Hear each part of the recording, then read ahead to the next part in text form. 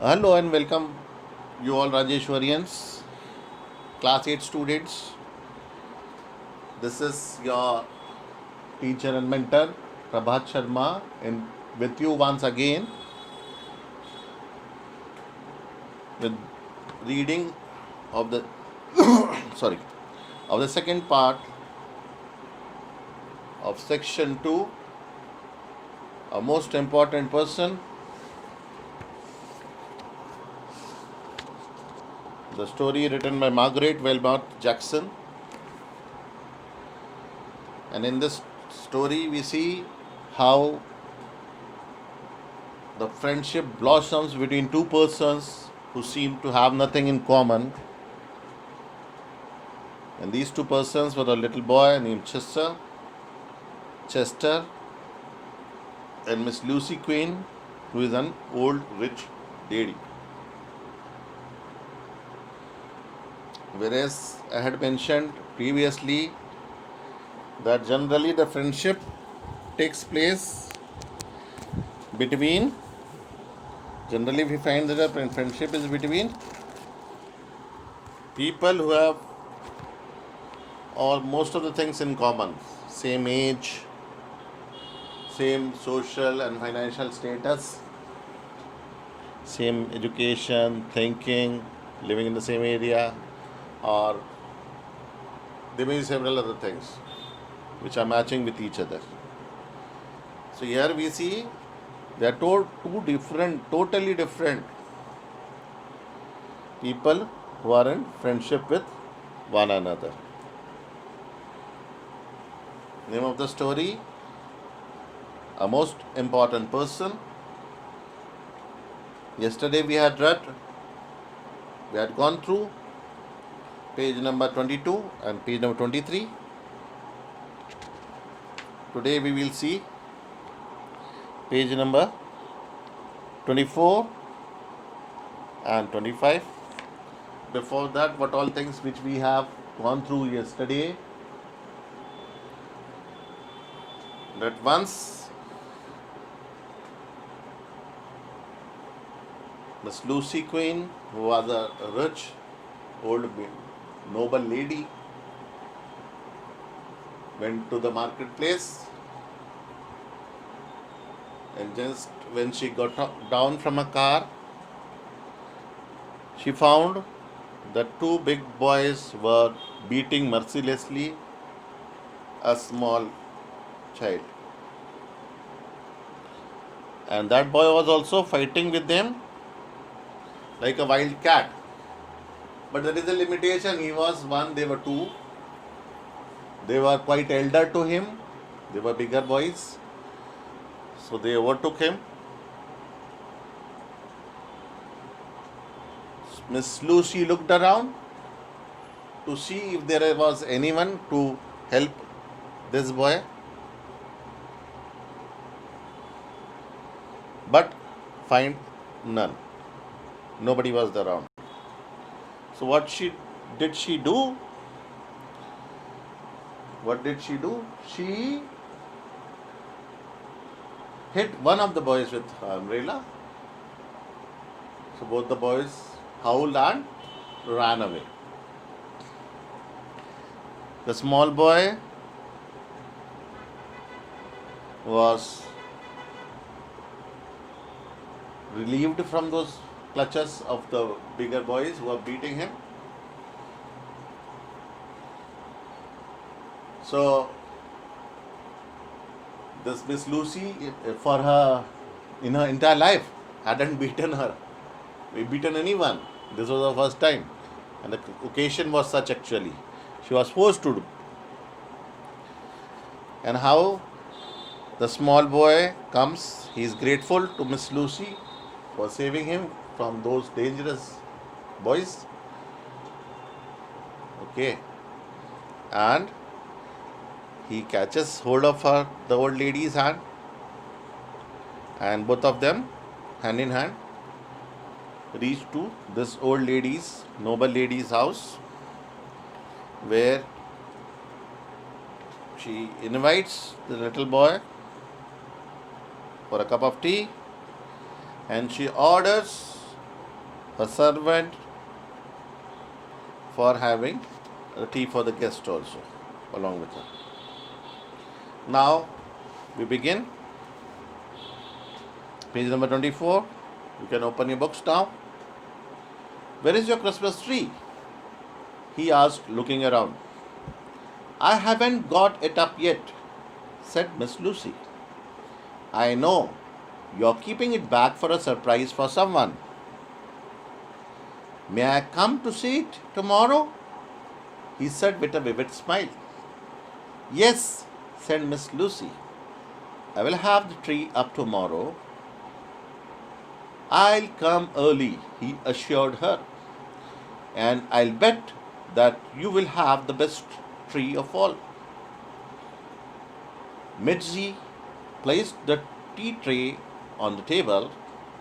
Miss Lucy filled it with chocolate and gave it to her guest. My mother says, he began. Miss Lucy felt a vague disappointment. She didn't know why. Oh, you have a mother, she said. As the small boy looked astonished. Sure, he told her, I have a mother and a father and two brothers and two sisters besides the baby. Her name is Mary, he admitted. Now she is causing a lot of trouble because she is determined to eat things of the Christmas tree. You mustn't think we don't like her. I am just telling you about her. If you would have liked to see her, I could bring her over to see you. I'll be looking for you, she said. It is getting almost dark. You mustn't worry your mother. You haven't told me yet what your name is or where you live. My name is Chester Chilton, he said, and I live on Basalt 1028. Miss Lucy knew Basalt Street. It was a crowded street near Boulevard. I am coming in the morning, he reminded her, to see your Christmas tree. Miss Lucy closed the door and rang the bell again. In a moment, the chauffeur stood in the door. Arthur, she said, I want to go out and buy a Christmas tree. Miss Lucy smiled, thinking that the child would expect something pretty wonderful of her in the way of a tree. She wanted to choose it herself. It was very crowded at the market. After some searching, they found a tree that suited her. She then bought boxes of ornaments. What do you buy for a 7-year-old who likes to fight? And for a baby girl who eats Christmas tree ornaments? Miss Lucy asked Arthur. I'd buy him boxing gloves, said Arthur, solemn as an owl, and I'd buy her some of these candy canes. Now come to page number 25, next page, page number 3. So they found a sporting goods store and a candy store. When they got back to the car, they found that the tires were marked with chalk and they had been given a ticket. Ticket means a notice, चालान बना देते ना. A notice issued by a police officer to a motorist or other road user. It is given to the people who don't obey the traffic laws. Okay, कानून तोड़ देते ना, यातायात का नियम. Arthur was quite upset. I have not had a ticket for years, Miss Queen, he said. But if you call Mr. Henderson, ma'am. No, said Miss Lucy firmly. I will pay the fine. When they got home, Miss Lucy was very excited. The tree was in place, and Miss Lucy put the same old angel on the top of the tree they had used to when she was a child. By 9 o'clock, there the tree stood, covered with gorgeous bright balls and silver essels, and strung with lights, with candy canes on the lower branches for the baby. Miss Lucy was so tired, she was no sooner in bed than asleep, and she slept so soundly that Mitzi had to wake her up in the morning. The young gentleman is here, Mitzi explained. Miss Lucy got downstairs in a hurry. Chester was standing in the parlor, staring at the tree with excited eyes. I knew you would have the best tree, he said. Miss Lucy glowed with pride. Would you like to have breakfast with me? She asked. Chester said politely, I will glad to keep your company.